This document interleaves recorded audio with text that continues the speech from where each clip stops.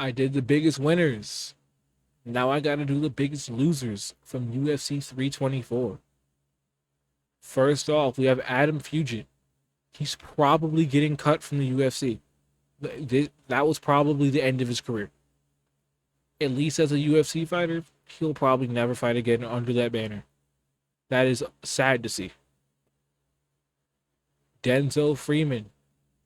Denzel Freeman might get cut from the UFC. His performance against Josh Hockett was so bad that even though he is 1-1 in the UFC, they might not renew his contract. Genuinely, he got worked by Josh Hockett. At least Adam Fugit landed a few body kicks and cut open Ty Miller. Josh Hockett ran through Denzel Freeman and made him quit in the corner before the round was over. Charles Johnson, huge loser from UFC 324. He no longer can look for a shot up the weight class and probably has to fight two or three more people outside the rankings to defend his ranking again. Back to the prospect killer, Charles Johnson. This has effectively ended his career. He'll never be anything noteworthy up the weight class, I don't think. I hope he is. I'm a huge fan of his, but he's getting up there in age. He fights at flyweight. He might have a couple more bangers left in him, and I don't know how much more he does. That's very unfortunate. I'm a huge Charles Johnson fan, and his chance to be a top contender in this weight class is basically gone. That's very sad to see. Modestas Bukowskis, huge loser. Uh, gets schooled by Nikita Krylov for basically the entire fight, and then slept out cold with a buzzer beater KO. Huge loser. There's not much to be said about what happens next. He's gonna have to defend his ranking, or maybe fight Zhang Min Yang when he returns. But most likely, he's gonna have to defend his ranking against an up and comer, probably two or three times before he can start looking back up the weight class. This was a huge test for him, and he failed horribly. Andre Puliev, massive loser. He genuinely might be getting cut from the UFC. His contract was probably 3 fights long. He's 1-2. And with those two losses being as dominant as they were, they might not see a need to keep him in the UFC. It might be over for him. Another huge loser. We had much more big losers than we had big winners on this card. Davison Figueiredo. He basically will never fight for the 135-pound title and is just kind of sitting around taking up space in the 135-pound division. If he wants to even put himself back in title contention, he'll probably have to fight some up-and-comers like Vinicius Oliveira, like Mario Bautista, even Amin Zahabi, and he's going to have to win two of those next three. Does he still have it in him at this age when he can't even make 135 anymore? Granted, rumors are saying that it's because he couldn't get a good night's sleep and was up for about 48 hours straight before trying to cut weight. So who knows?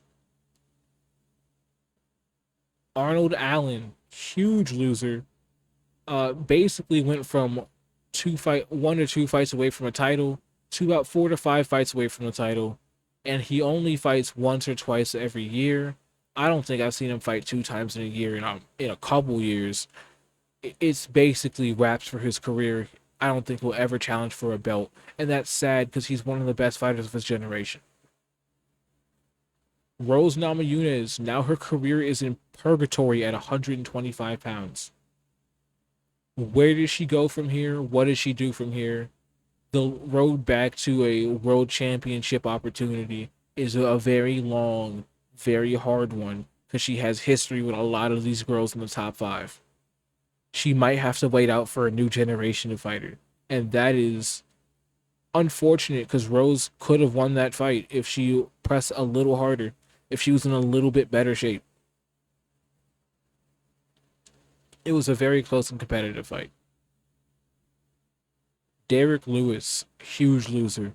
That was basically Derek Lewis's last shot to fight for undisputed gold. The road back to the top is just way too long. He has way too much history in this weight class with too many of the guys. He's too old. He's 40. He looks slow. I don't think he'll ever fight for a world championship, and that's sad. I would have loved to see Derek Lewis as a heavyweight champ. He's everything you want as far as heavyweight champs go. And that brings us to the co-main event of Song Yudong versus Sean O'Malley. Song Yudong, huge loser from this fight. What do you even do with this dude? Every fight ahead of him is just a top 10 level fight. It's just an unfortunate circumstance to be in. If he beat Sean O'Malley, he might have been in next for a world championship. Now that he's lost to Sean O'Malley, he might not ever get a shot at a world championship until after everyone ahead of him is retired. And by then, he's gonna had to have fought Vinicius Oliveira. He's gonna had to have fought Mario Bautista, maybe even Ayman Zahabi. All these guys that are on the come up at 135. He might not ever fight for a world championship. It's sad to be a Song Yudong fan because bro is never getting a chance to fight for a world title. And that brings us to the main event. Paddy Pimblett is the biggest loser off the card. I don't think I've seen an aura loss this bad in a long, long time, especially not at the championship level. The best thing people can say is that he landed a couple punches and he's tough. He got brutalized, he got walked down, he got his chain snatched in front of everybody. Paddy Pimblett was an up-and-coming star. I mean, I'm seeing him on regular television in ads for Battlefield 6. He was very, very, very popular with the casual fan base, and that is basically gone now. He's been exposed so bad that people are starting to cope saying that he threw the fight because he looked that bad. Yeah, I don't think Paddy Pimblett can come back from this. Maybe he beats Mateus Gamrot in a close and competitive fight, but it's going to be hard for Paddy Pimblett to come back from this. I mean, we were talking about he wins this fight, he fights Ilya Topuria. Like, for an undisputed world championship. He lost his shot at a interim title. He lost his shot at an undisputed championship. And now the road back to a title with the monsters that are on the way? No. He's probably going to have to win 2 or 3. And there's guys like Fares Ziem on the way. There's guys like Manuel Torres on the way. There's guys outside the rankings who are just as dangerous, like a Cal Fernandez who's on the way. It's wraps for Paddy Pimblett. It might be a bad downfall. Might be a very bad downfall. And it's unfortunate because Paddy Pimblett's actually pretty good.